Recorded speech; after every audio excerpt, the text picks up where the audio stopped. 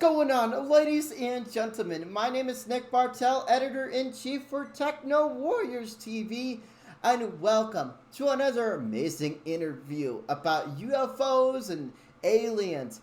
Ladies and gentlemen, we have the world-renowned author Russ Kellett. We are doing the alien abductions and UFO sightings of Russ Kellett. This guy has had numerous major UFO sightings, alien encounters, and even alien abductions. So, as you know, we've done several alien abductee interviews. They were audio interviews. It's when a guy named Hysterical. Now, the reason why some of these people were chosen names is because they wanted to use an alias. And I think using your full name is better. And actually showing your face is a little better too. You know, it's more authentic. But, you do what you have to do. But ladies and gentlemen, we're super excited to have Russ Kellett on the show today to talk about his UFO sightings and abductions. He's just getting some stuff right now. Right.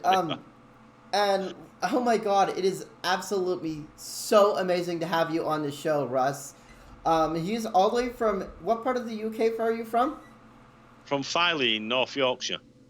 Okay, so, ladies and gentlemen, get your Irie Coffee Teas and Bobas going. That's right, our sponsor for today's video, Irie Coffee Teas and Bobas, located in Holloman Air Force Base in New Mexico. So you could try out the Techno Warriors TV Boba with almost 800 milligrams of caffeine. Big shout out to Christopher Newhart and Gwendolyn Allen for being our sponsors once again. And it is going to be absolutely amazing to have you, Russ, talk about your experiences. So, without further ado, it's time to start the alien abductions and UFO sightings of Russ Kellett. Go ahead, take it away. Hi, Nick. Well, where shall we start? Well, tell us a little about, first of all, let's talk about your various UFO sightings. Actually, let's talk about your UFO sightings. No, let's talk about your abductions first. We'll do the UFO sightings second. Let's talk about the alien abductions, and then we'll go into the sightings. Right. Well, I'll start off where it all started from then. As a young lad, I got introduced into this. The first thing I'd seen when I was a young child, I was looking upstairs in the back bedroom, which was my grandma and granddad's bedroom, and it was going on to Christmas, and I was looking for Christmas presents. Now, that's where my mum and dad always used to put us Christmas presents, in the back bedroom there. So I shouldn't have been in the bedroom, a bit of a little naughty boy there looking for, I think it was a ray gun at the time. And anyway, my mum and my grandma were downstairs and they were shouting up, "Russell, where are you?" And bathroom. That was naughty, wasn't lying. And, well, come on, get downstairs. So anyway, I went from behind the bed and going out now to the doorway. And as I'm going out, and I looked, and there was this man, I take it was a man, coming through the gate, and he's in the backyard, and he's like in a silver grey suit, and he's got an helmet on. And at first I thought it was a dustbin man, coming for dustbin. And he stopped, and he was looking up at me, and I'm looking down, and I sort of like put my hand up to wave at him. Like that, and I just couldn't believe, So it's like, is it a spaceman? And then my mum shouted, "Come on, get down here," sort of like, "What are you doing up there?" And I'm looking, and I'm looking back, and he's going out now, walking backwards. And he's sort of like moving funny, and he's behind, just before going into the the sort of like behind this silver object that's there. So I'm looking because I'm listening. I thought my mum was coming upstairs, you see.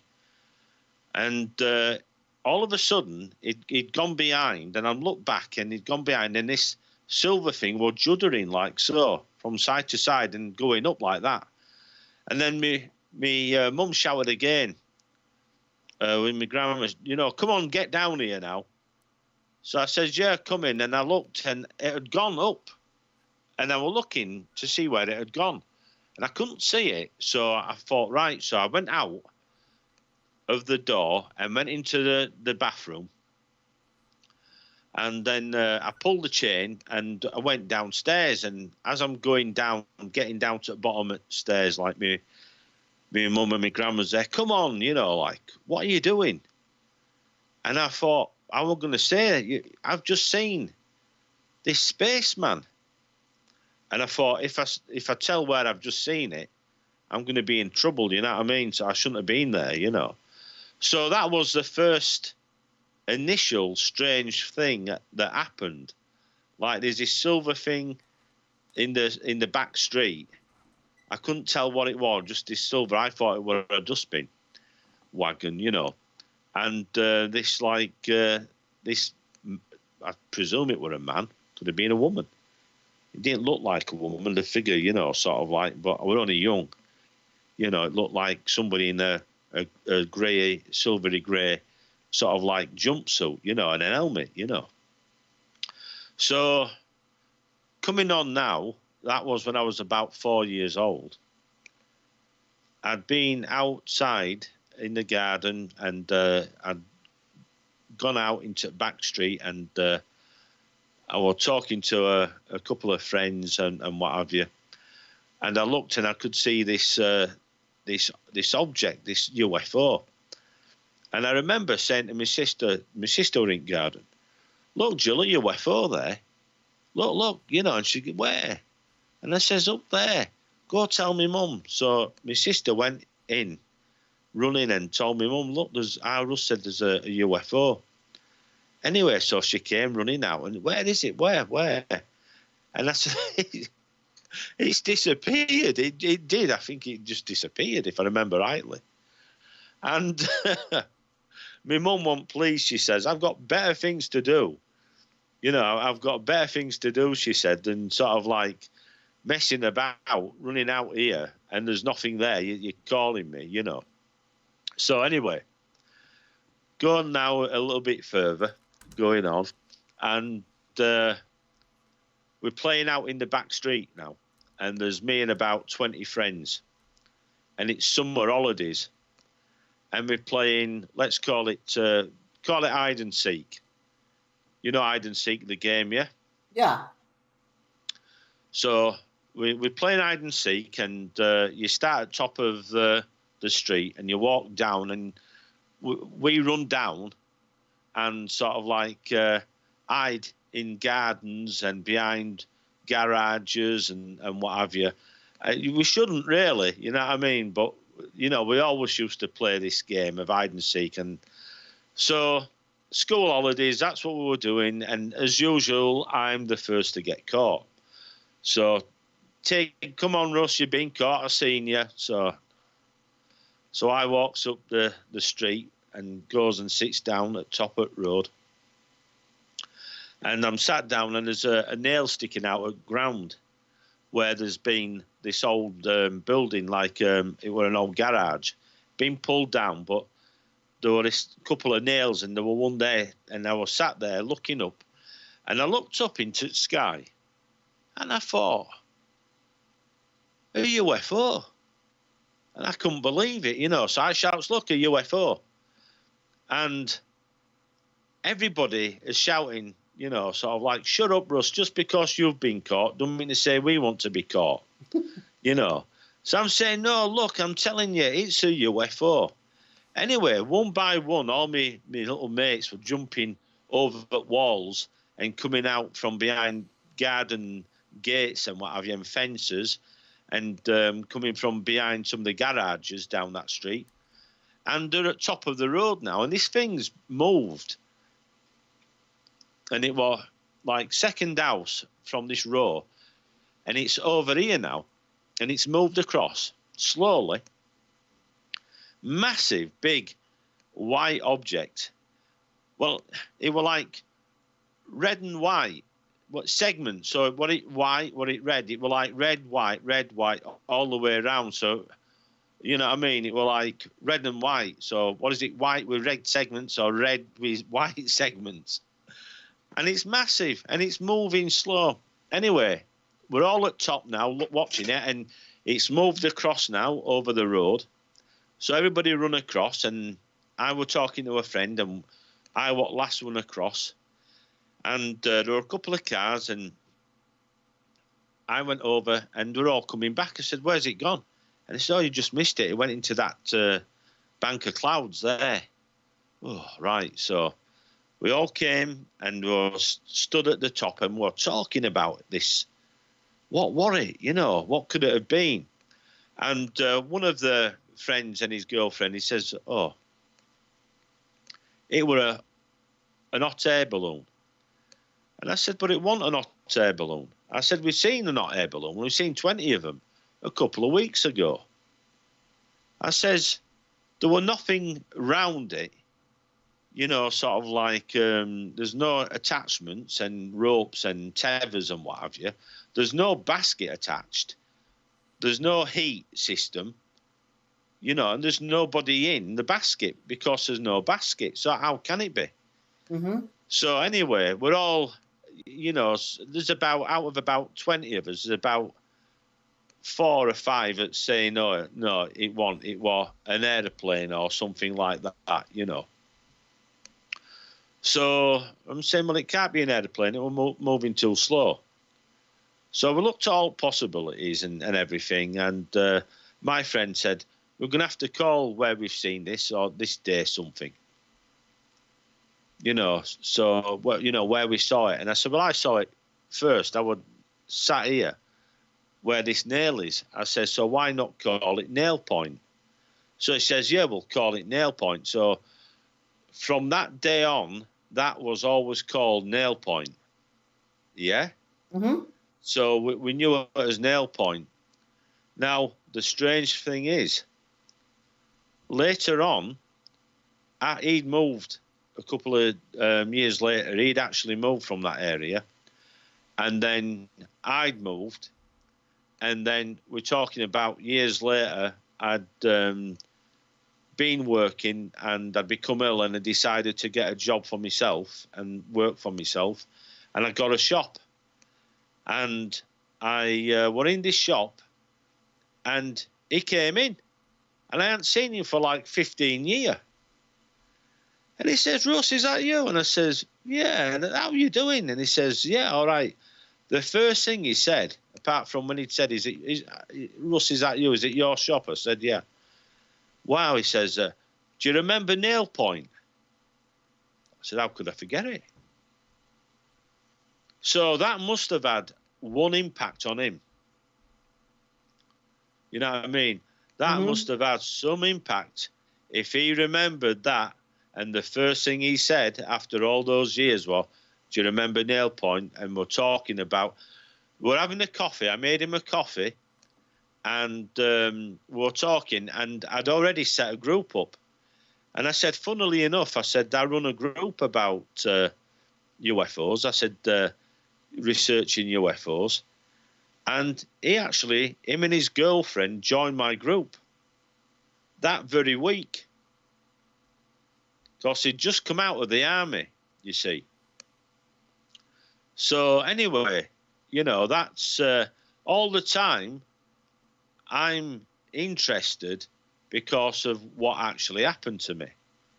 You know, getting into UFO groups and investigating, I had a reason for that.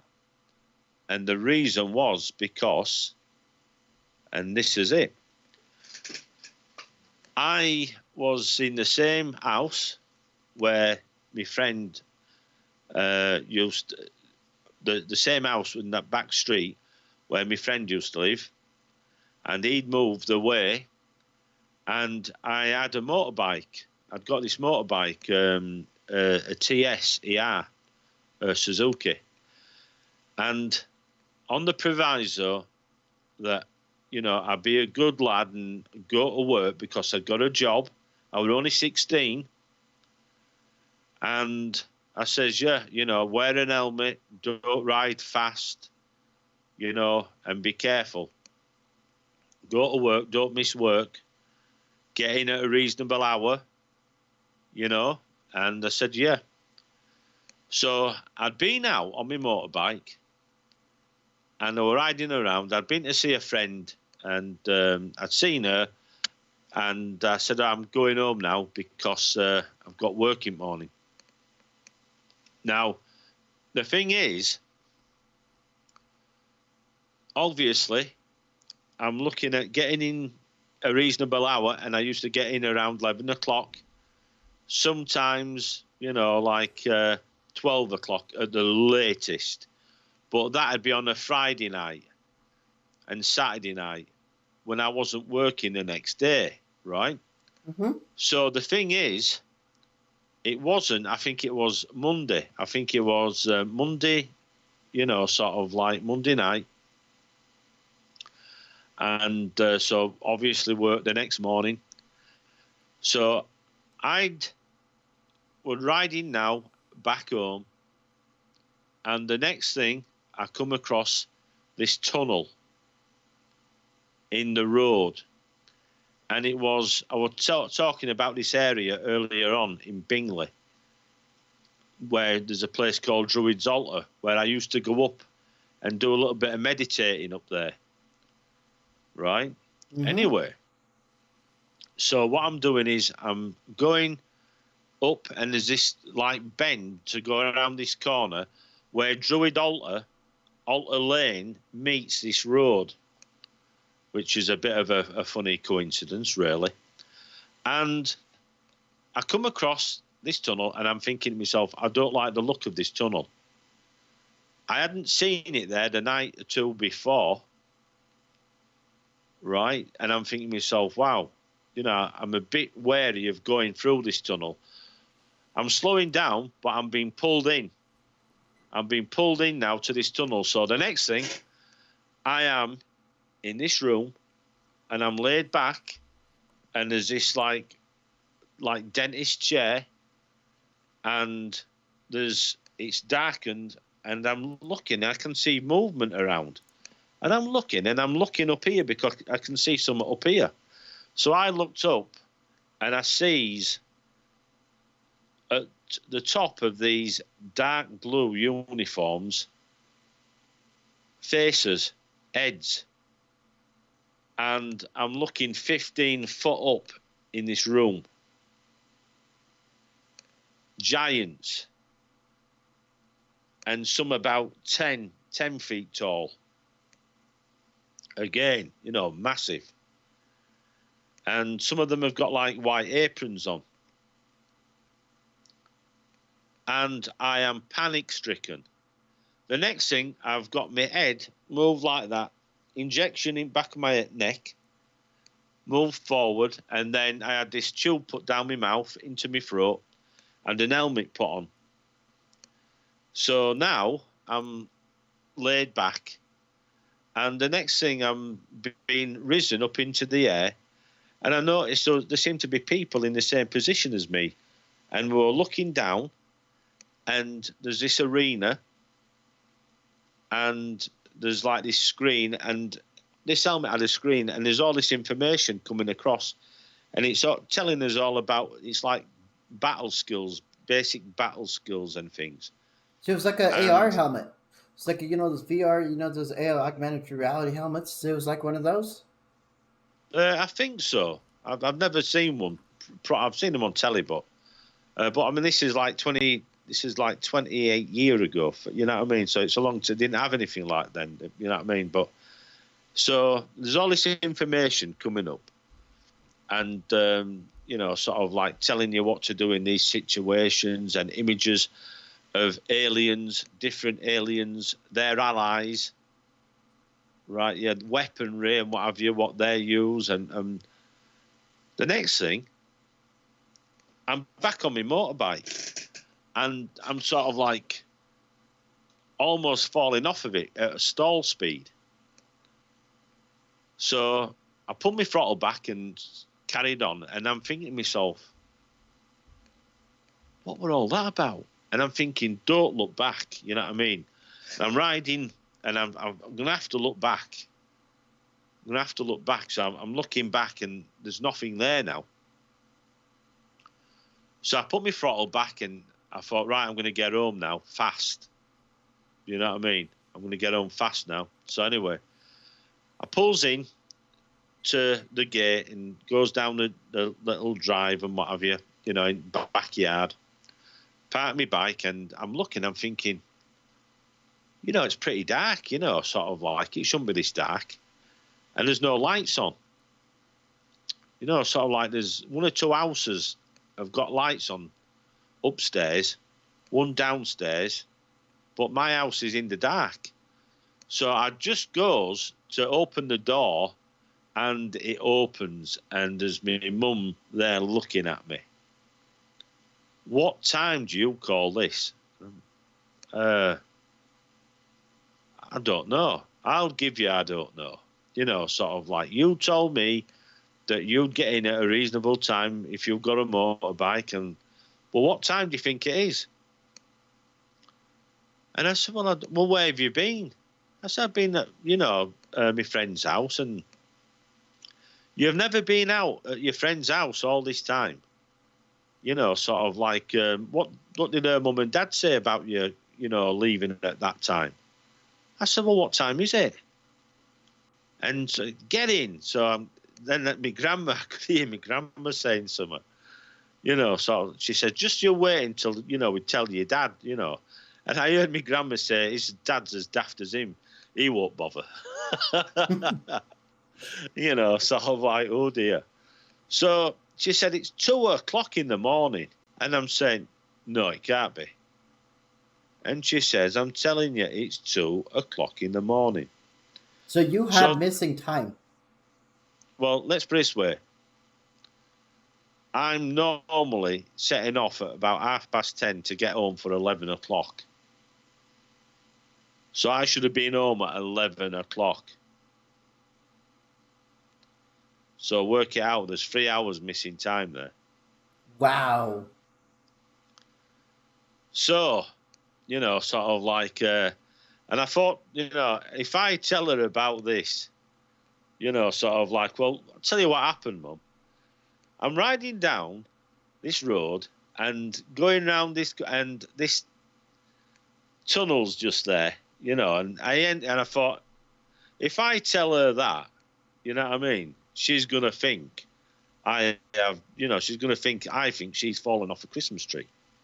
You know what I mean? Sort of like, so I thought, best thing is not to say anything. So you didn't want to report it to her? No. But I would told a friend, and my mate looked at me and he said, have you been taking drugs or something, Russ? You know what I mean? Sort of thing. And I said, no, why? And he gives it. He said, that is one hell of a story, he says. He says, that's a beauty. You know what I mean? He says, that is like, you know, some either whacked out story or, you know, imagination. And I said, no, seriously. And he realised that I was telling him, well, you know, what had happened. And he says, oh, right. Oh. So, you know, he said, well, yeah, you know, things happen, I suppose, you know. Anyway, so the thing is, the same thing happened again. A few months later on, it happened, and the same procedure happened. And again, you know, I was late in getting home. I think this time it was about 12 o'clock at night. Instead, you know what I mean? Sort of like, it wasn't as bad, but, you know, sort of like, where have you been? You know, sort of like, well, it's 12 o'clock. Well, yeah. Well, you know, you want to get in a bit earlier. But I thought to myself, well, I should have got in really for 11. You know, so I've got an hour's missing time this time. So anyway, what happens is this is carried on now, and again, you know, my mum said, you know, again, you know, sort of like look at the time, you know, sort of like wherever. So I made up some excuse this time. I said, oh, I had a puncture, I had a flat tire, you know, sort of like, and then I run out of petrol, you know, sort of like this is, you know, excuses what I were having.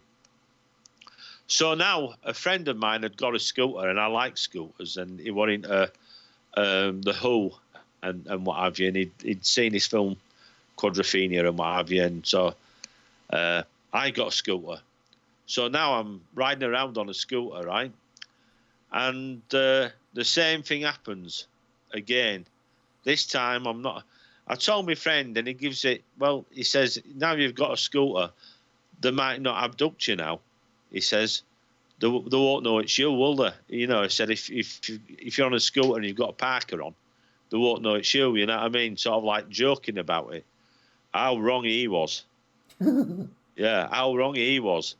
You know what I mean? Sort of like the first day I'd been out on the damn thing, right? Yeah, going, and I thought not again. So I've been taken again. This time I'm on a scooter. You know, sort of like, so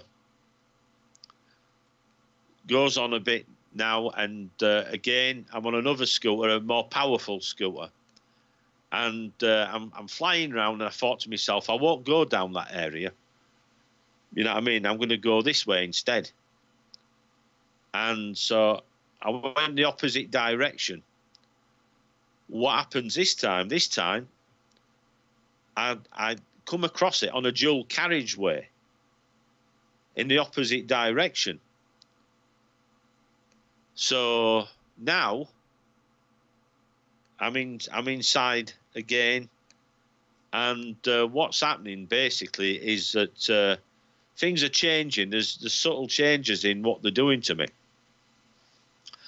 I think this is the one after, but anyway, I'll do it.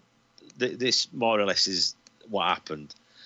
So now I'm in the chair and I'm having this injection in the back of my neck, but they're not putting the tube down my mouth and into my throat and putting the helmet on.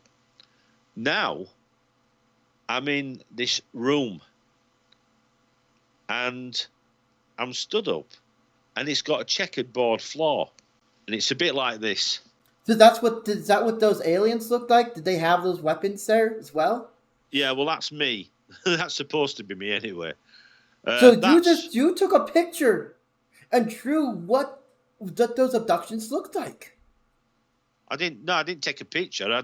It's in my mind. You don't forget it. You know what I mean? Uh-huh. You don't forget meeting these guys. That's very much like one I called Joe. Oh, whoa. That is spooky. Well, I won't tell him that. But I remember making the mistake once. I said to one of the unit leaders, Judas, I called him, because he had ginger hair. And he used to give me a bit of stick, you know, sort of like, now, big guy, how are you doing?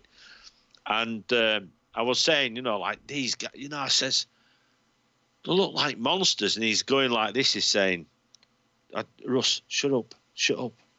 And I'm saying, what's wrong? And he gives it, no, you're telepathic. So I'm giving it, they know what I've just called them, don't they?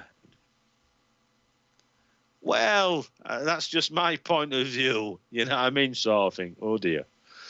But so we're in this room now, and it's massive. It's a checkered board floor, right? And at first, this is the first time, like, what happens is that I'm thinking it's cold in here, and you know, I can feel something. Then there's a mist. So there's a mist, and sort of like, it's like a shower, but without the water. It's like mist, if you know what I mean. Then there's this drying, it's like a blow dry, and I'm thinking to myself, flipping heck, where's my clothes? You know what I mean? And I'm looking, and there's a line of us all in the same position. We're all stood in a line. And I'm thinking, flipping heck, you know, where they're from, you know what I mean? So now, you know, what, it is unbelievable. We have this pipe, this tube, 2 tubes come down, and we're told to drink from these tubes.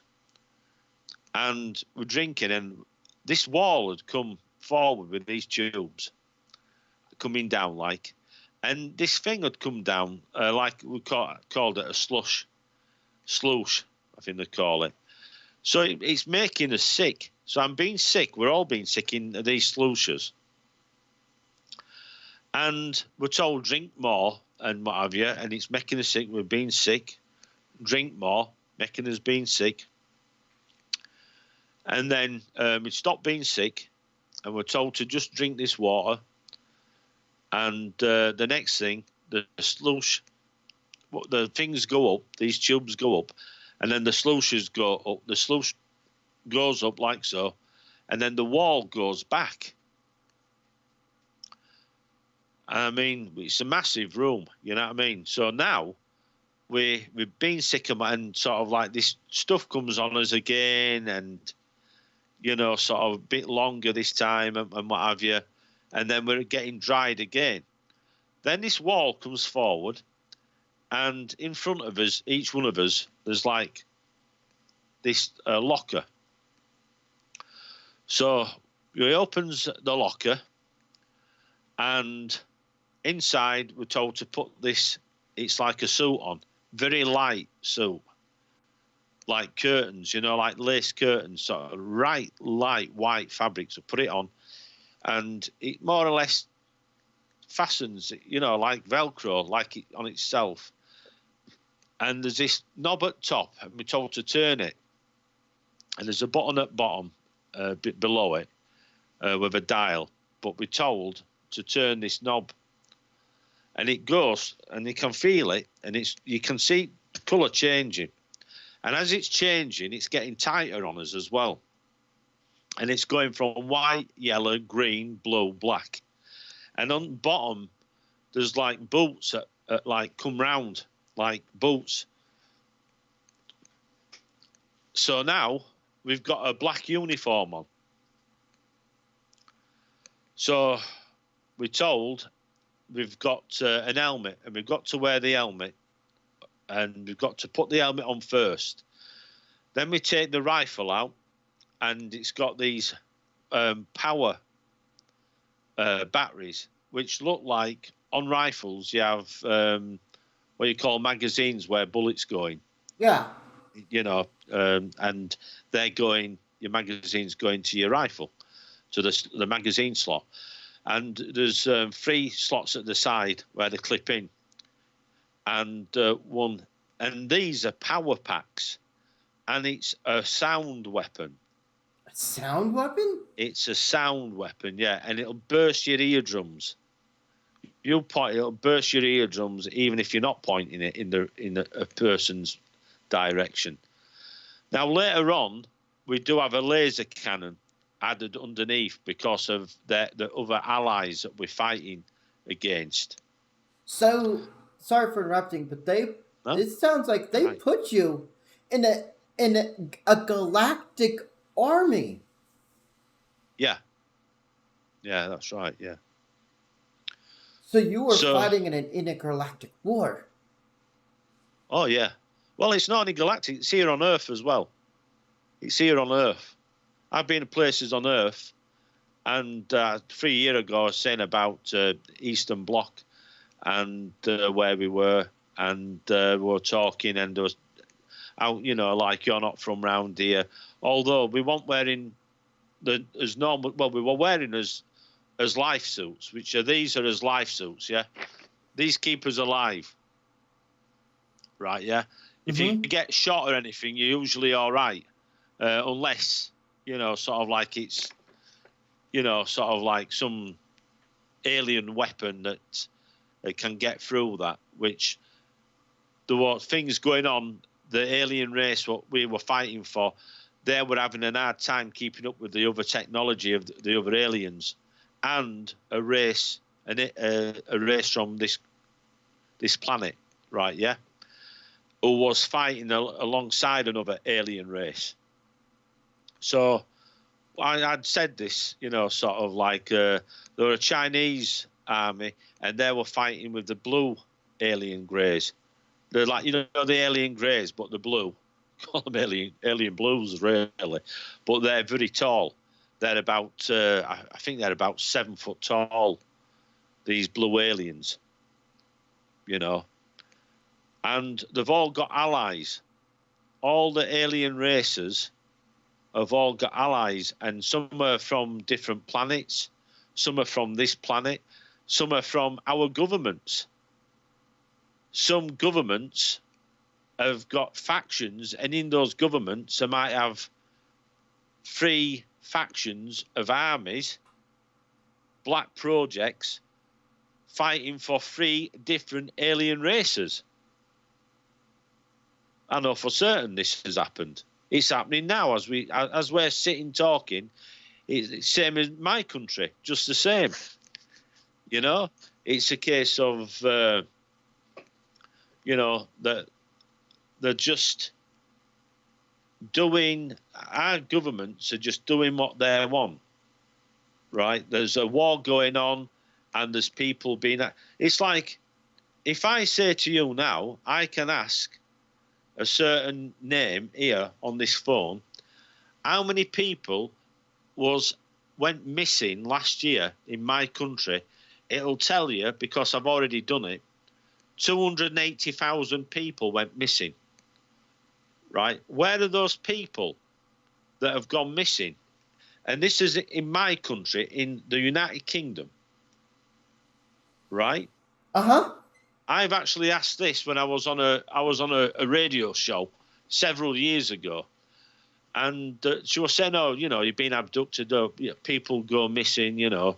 And I said, "Yeah." On that note about people going missing, we have 180,000 people, 160, I think 160,000 people, and yeah, I don't believe that anyway. So somebody from the BBC had actually rang the Missing Persons Bureau and asked how many people had gone missing that year. And they said, well, we can't give you this year's figures because it's not a full year, but we can give you last year's. And last year there was 180,000 people. So then what happened? The host of the program turned around and says, oh, but they go back the next day. They found the next day. And I says to her, no, they don't. Oh, yes. So I said, no. I said, listen to what I'm telling you. I said, you cannot be classed as missing, a missing person, unless you've been missing for 72 hours to start off with. The only time when they start looking for somebody within a day is vulnerable people and babies and children. So, you know, sort of like the balloon will pop there. You know, talk about things that you know about. Don't tell me I'm wrong when I'm right, you know. Mm-hmm. So, you know, it was a case, I'm a little bit taken back at all this, she says. And anyway, thank you very much for coming on the show. Bye-bye sort of thing. Yeah, you just found out something you didn't like, didn't you, girl? Yeah, that's right. Now, the thing is, you know, this is happening. This is going on. And the thing is, this was nearly 10 years ago now. Now the figures from 180,000, if I ask now how many people have gone missing last year, right, yeah? Yeah. Do you know, 250,000 people. Wow. Do you think some of those may be abductions? Well, let's put it this way.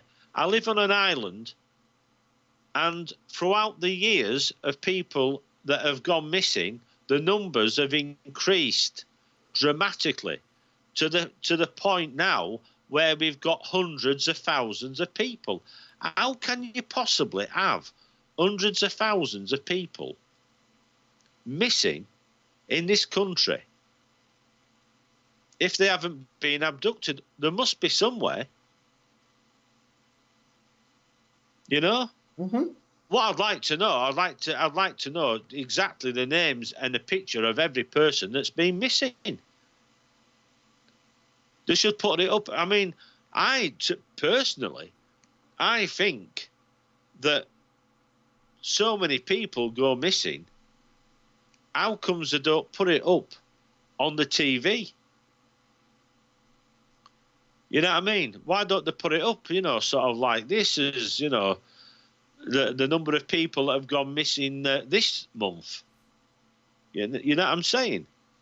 Because the thing is, you can ask how many people was found. It never tells you the numbers of the people found. So that's Oh, wow. so that's a little bit odd. That's a little bit odd, don't you think? Oh, yeah, that's like super sus. Yeah, yeah. That's a good one. Super suspect. I like that. Yeah, Yeah, super sus. That means it's odd or suspicious. yeah. So tell me about some of the spaceships you were taken up in. Well, the thing is, when we're taken a different way. I mean, it's like people say spaceships and what have you, but it's not as simple as that. When we're taken, right, yeah, Mm-hmm. what happens is this. There's these balls of light.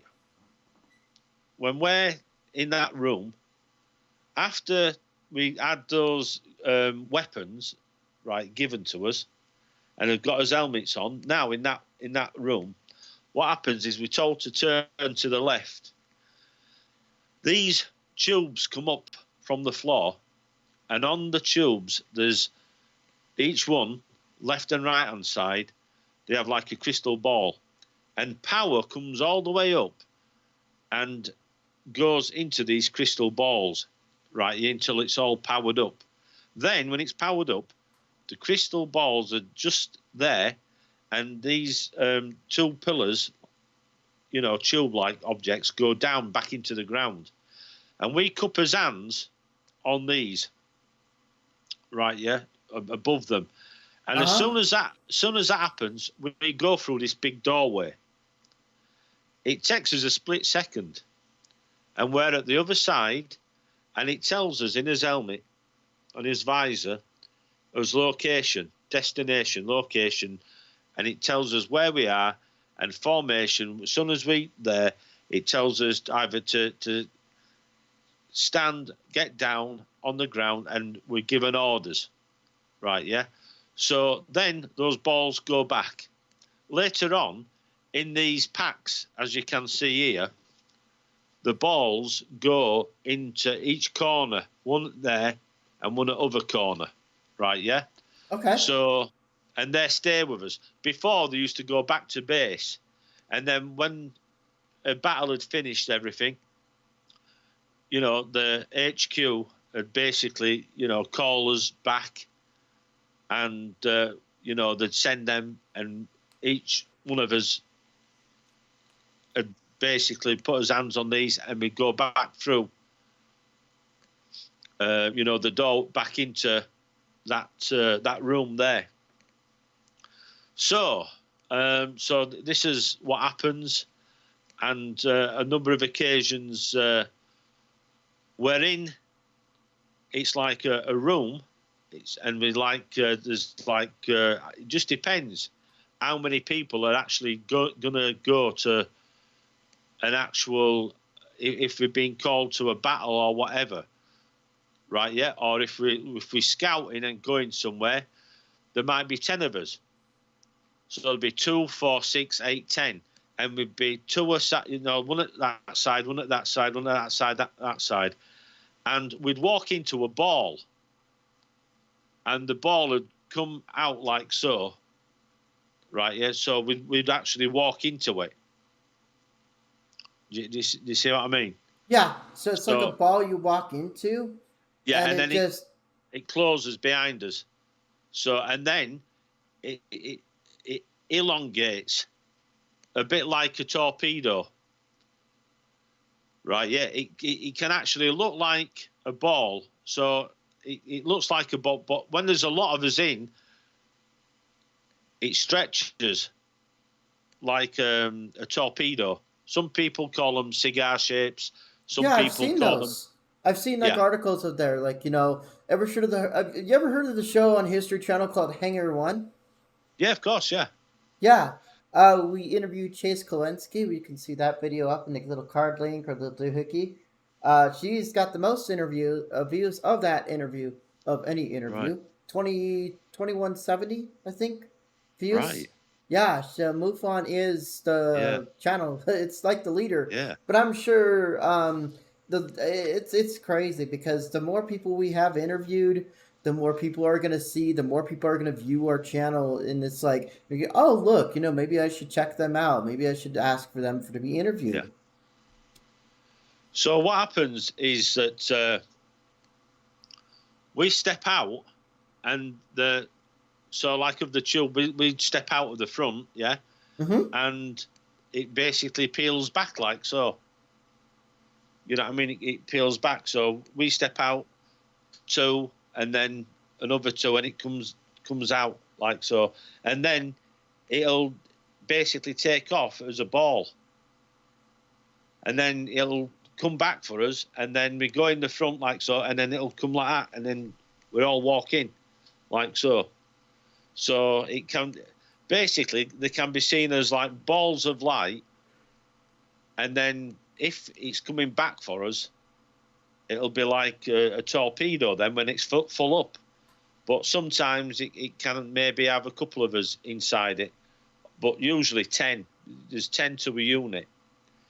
But, sometimes if we're going in battle and they might call, like 10 units, they might call one, big like craft instead of like 10 little ones, if you see what I mean. So basically, you ever seen the show The Fifth Element? Bruce Willis is, fighting off those Mangalores. And, are there seriously alien species like that? You ever seen the movie Fifth Element? Hang on. Yes, I have. Yeah. Yeah. Oh, hell, yeah. Yeah, with Lulu Dallas Multipass. Yes, Multipass. I know it's a Multipass, Yeah, I love that movie. Lilu.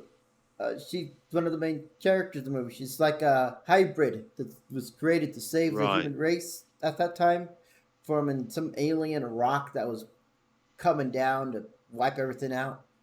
But yeah, it's there's a lot of scientific movies out there, and like you said, you've had ball shaped ships. You've seen flying saucers. That was yours. That's my unit and the race of aliens. I'm in this unit, right? Yeah, and we're telepaths as well, right? Yeah. So there's no verbal communication. It's just through telepath. That's right. Yeah. Wow, that's so insane. So you don't even say a word. You're just. But they do talk. They do talking. They can. If they want to be insulting in my language as well, sometimes, especially if I've cocked up and done something wrong, like if I've blown something up what they say I shouldn't have, and I should have actually, which has happened on a number of occasions. So what other ships have you seen? Talk about that. Like where besides your ship there are that you're in? flying saucers. There's unbelievable flying saucers. There's triangles. There's pyramids. There's things like flipping heck. There's diamond-shaped craft sort of things that are just unbelievable. There's things that look like tubes, square boxes like craft. Okay, cut. Hold on one second. Your internet was acting up. Can you still hear me okay? Yeah, perfect, yeah. Okay. I seen it just flicker. Yeah. Yeah. Okay. Just I can yeah, so don't know why. We're still okay. Yeah, so there's quite a lot of different different crafts. There's quite a lot of different aliens. I mean in the book I've drawn some of these. There's things like they've got a bull's head, and some have got like an horse's head, cat, you know, like some kind of a lion's head, you know, sort of like there's, you know, some are like Egyptians, you know, like African sort of like, you know, but all these are all massive. I'm talking about massive. They're all about 15 foot tall. They all seem to have one thing in common. All of these aliens all seem. There's other aliens as well. Don't get me wrong, like the tall blue aliens, like the alien greys. They're about 7, maybe 8 foot tall. There's the normal alien greys. I've seen a couple of them, not as many of the alien greys, you know, but there are some other taller, stockier alien greys, which I've come across. But there's like all sorts, you know, but there's one thing in common. They all seem to have like allies that are in a lot of the countries around the world have got allies, aliens that are allies.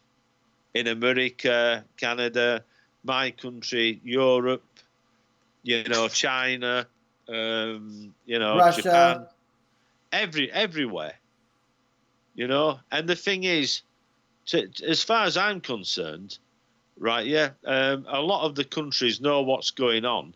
And don't you believe that the war in them and what have you?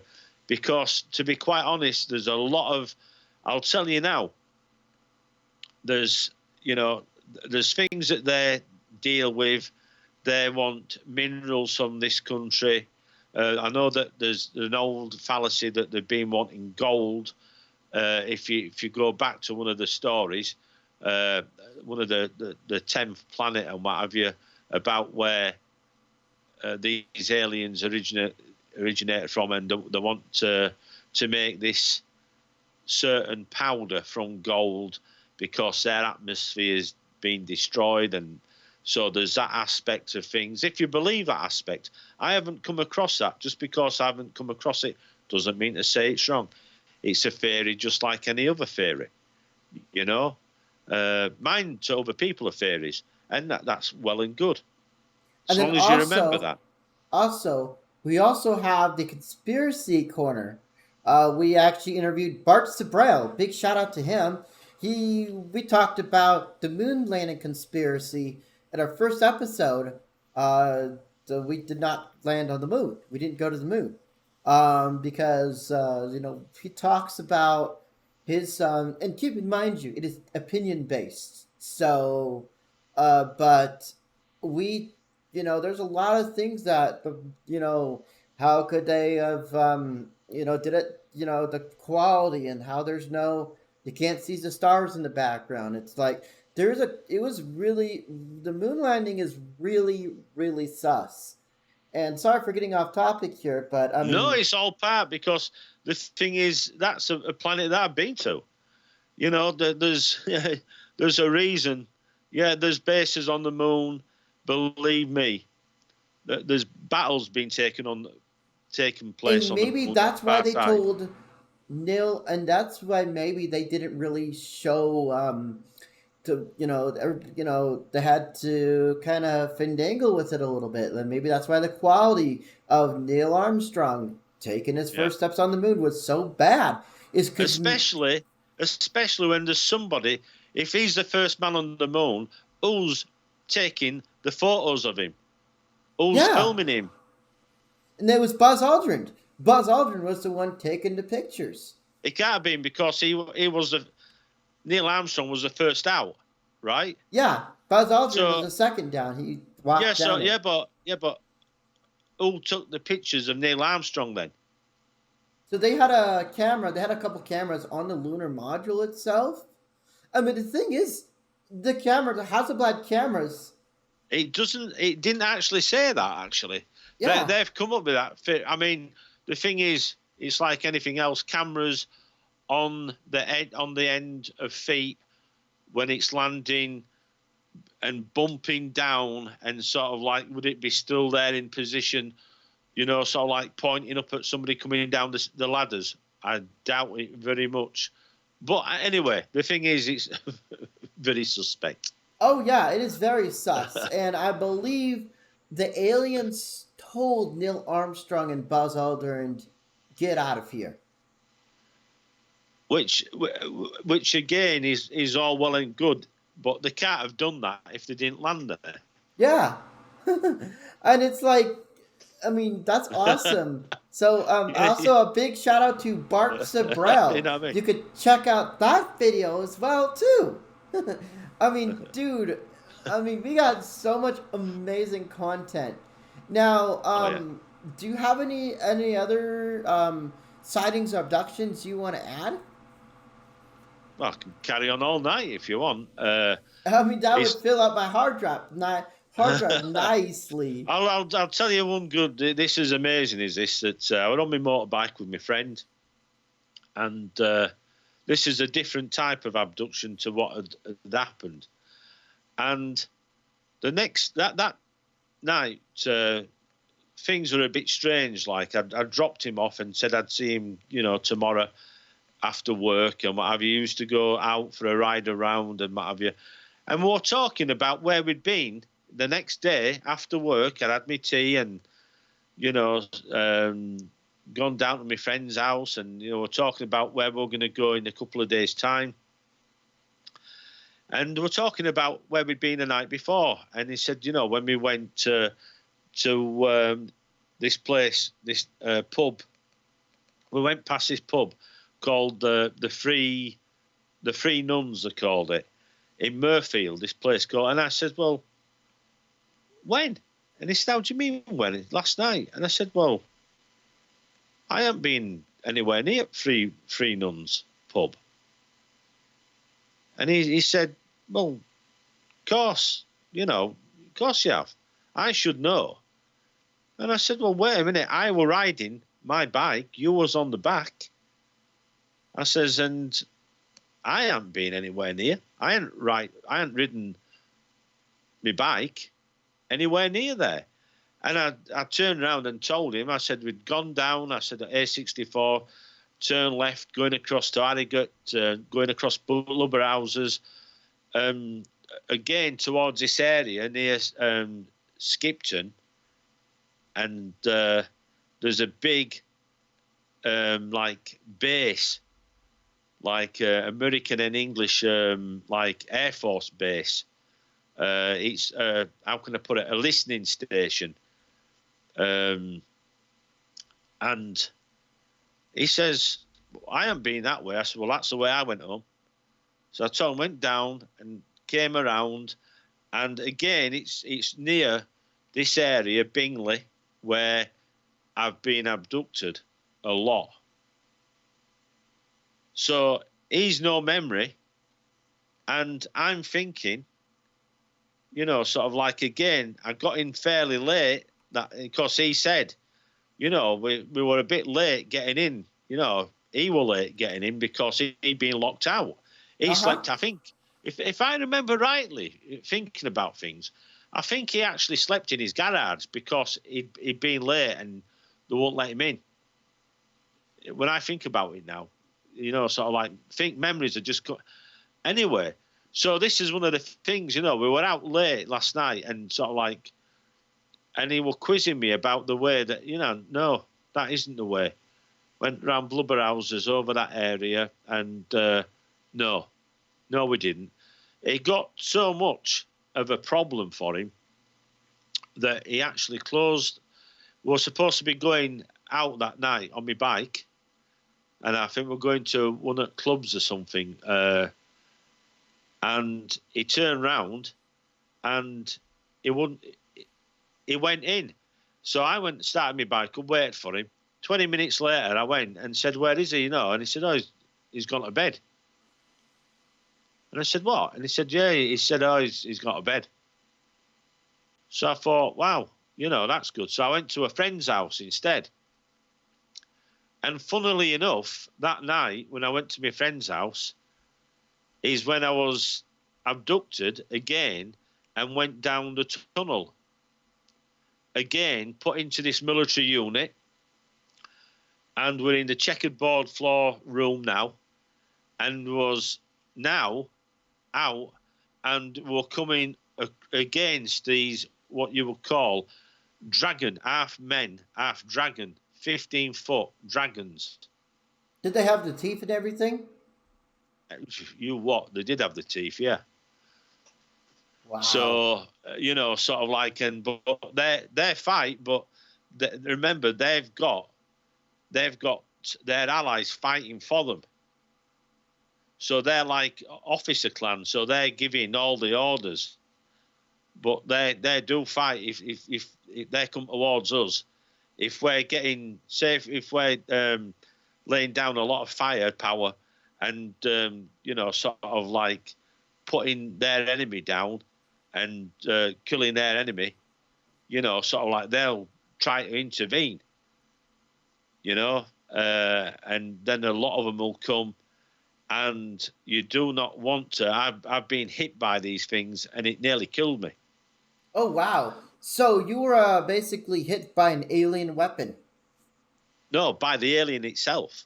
The alien actually attacked you. Yeah. I thought it was going to bite my head off. You know what I mean? At one point, and this one had like a tail, and I got hit in the back, and it ripped all my. I've got a life suit on, and it bust my life suit, and sort of like when I went back, I was ill, and what have you, because all the back of me, my kidneys and what have you, sort of like my suit were all just torn to pieces, and that ain't supposed to happen. Because the life suit actually keeps you alive. Oh yeah, it keeps us together, and sort of like that's the idea of it, and stops us from getting shot. And if you do get shot, later on we stopped using helmets and what have you, and we have implants in his eyes, in his nose and his ears as well. So, did you ever get any implanted by aliens? Do you have any implants on you? I had one what I cut out my arm when I was working at a big. I used to work at I won't say where it was, but it made speakers and what have you. A massive company, well known. And the chap that I used to work with, he worked in the stores, and he called me. This is years later. I started this UFO group up, and he says, "Russ, I've seen you in paper." He says, he rung us up. He says, "Do you want to come up?" He said, "I'm seeing all sorts up here." And I said, "We are." And I just lived a couple of miles just below him. And I was talking to him and getting my camera out of my car and talking about this satellite navigation system what I'd bought. And I don't know why, and it was useless. It was good if you see him, what have you, and you wanted to know where you were. Fantastic, you know what I mean? But it was just one of those things. We're all buying all this technology, and we couldn't use half of it. You know what I mean? So I was talking to him, and this thing flies overhead. So I get my camera out, and he goes and gets his binoculars, and I filmed this really strange shaped triangle. And it was like white and it was silver. It was half and half. Really odd thing. And then it came and it looked like it was falling out of the sky, as if it were crash landing. I filmed it. It's on my YouTube. I think it's on Flying Saucer TV on my YouTube. And Flying Saucer Television, yeah, it's up there. And you can see it, and it looks like it's falling out of the sky.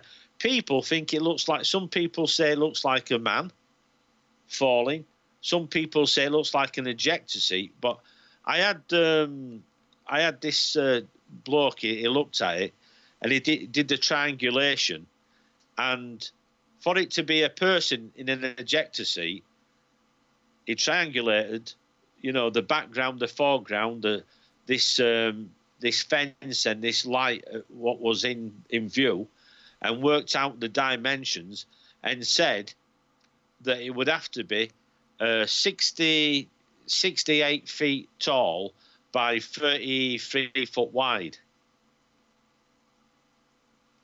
Because Martin what I Baker, mean? yeah, because with the ejection seats, you got Martin Baker over there and Denim Bucks over there in the UK. Higher Denim Bucks, they make the ejection seats that you see in a lot of British airplanes. Yeah, but they're Even in not. Yeah, it's not, because the thing is, you've got to have a parachute on the ejector seat. yeah, so on you see, you know, you got your parachutes, you got a drogue, and Yeah, you got there's your not. mains. Yeah, there's nothing. And the thing is, the person is as big as the seat, so that means that person sitting in that object would have to be 66 feet tall. You know what I mean? By 33 feet wide. Holy macro! And there's aliens as big as that? Well, no, that's what people say. Oh, it must be this. No, it isn't. People, you see, the thing is, people can give their opinions and look at something. I saw it go overhead. I saw it come down and land in this area. Well, not land, but come down in this area. The next day, I went looking for it and took photographs. And there's a black flying triangle looking around the area where I'm filmed. And I didn't know until Whoa! but I didn't know until I got home. I'm checking the photograph, look at this. And the next thing, sort of like, let me just see. I've got two pictures, and one of them, let me just see if it's in here. One of them is, yeah, here it is. Oh, yeah, this is a good one. I've got two. Right, so just show you this, see what you think. Oh, that's good. Right, so this is the area where it came down. Okay. Can you see that area? Yeah.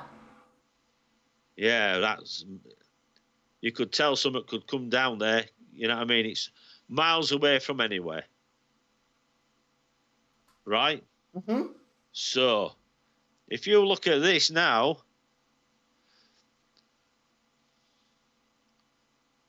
right, So, yeah? yeah, there's like an imprint in there. No, what we're looking for the flying triangle. Can you see it? Yeah. Okay, if you look to the left, I can see it to the left of that picture. You can see that little dot. It's just below my thumb. Yeah, that's what I was saying. Look at that little thing. That is so crazy. Oh my god. I'll just take my hand away from it. Look. Can you see it there? Yeah, I can. Looks like a triangle. Oh, yeah. And that's the day after looking for its brother that's crash landed. So, and if you have a look on Flying Saucer Television, you can see the video of it. and I will put a link to where Flying Saucer Television is, or TV, in the description. Also, a little card is going to pop up to where you can see his channel as well, too. Make sure to subscribe to Flying Saucer TV. Yeah, Flying Saucer Television, yeah, Flying it's on Saucer YouTube. Television. On YouTube, yeah. Yeah, make sure to check him out. Make sure to subscribe. It's awesome content. It's from a lot of the stuff we mentioned in this interview, you're going to be able to see right on there.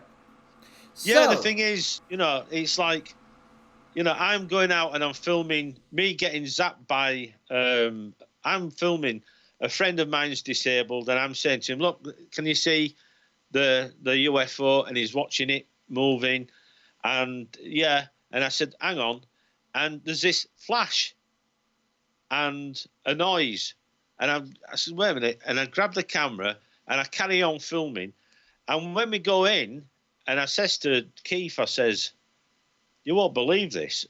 Just look at this.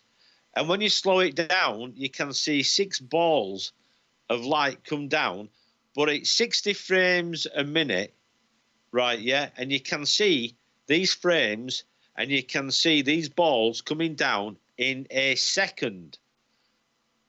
So it's actually in a second. It flashes and I feel it going down and up my body. So you So got that's zapped by the UFO. I got zapped by the, yeah. Whoa! Holy macron! So this guy was zapped by a flying saucer.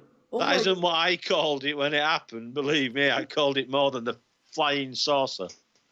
So that is absolutely amazing. Well, ladies and gentlemen, I think it's about time to wrap up this amazing interview. You can see more on Flying Saucer TV or Flying Saucer Television. You can see all the UFOs that we talked about in today's interview. Check out that channel. You're really gonna like it, ladies and gentlemen. I also want to thank Russ Kellett for being on the show today. I would also like to thank our sponsor for this video, Irie Coffee, Teas, and Bobas, and our sponsor, ExpressVPN. So they're a really good virtual private network. Hide your IPs so you don't get much spam mail, much better security to prevent any hacking or phishing. Just keep your life safe and better. So, ladies and gentlemen, if you like this video, you know what to do. All you have to do is strangle that subscribe button, slap that like button in the face, and pow, right in the kisser. Make sure to like the video and subscribe, or aliens will abduct you. Thank you guys so much and have an awesome day.